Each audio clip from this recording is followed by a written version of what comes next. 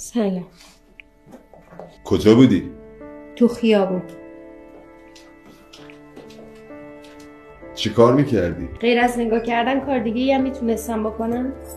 به چی نگاه میکردی؟ هیچی، به مردایی نگاه میکردم که با لباس کار و دستای روغنی رفته بودن با خجالت از فروشنده خانم برای زنشون چیزی بخرن که شب که میرن خونه جلوی زنشون شرمنده نشه.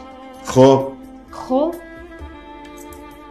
یه سال گفتم بلد نیستی، یه سال گفتم پول نداری، ولی همون شبش گفتی بلند شو بریم واسه مادرم گل و شیرینی بگیریم روز زنه تبریک بگی. سال بعدش واسه تو شد بی تفاوتی، واسه من شد حسرت، الانم داره تبدیل میشه به نفرت.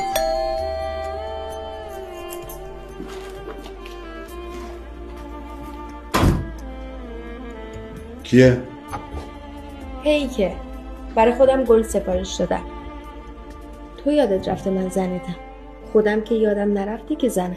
خودتو یه لحظم بذار جای من، بشین گوش کن یکم به حرفای من، همین کافیه که بفهمی اینو.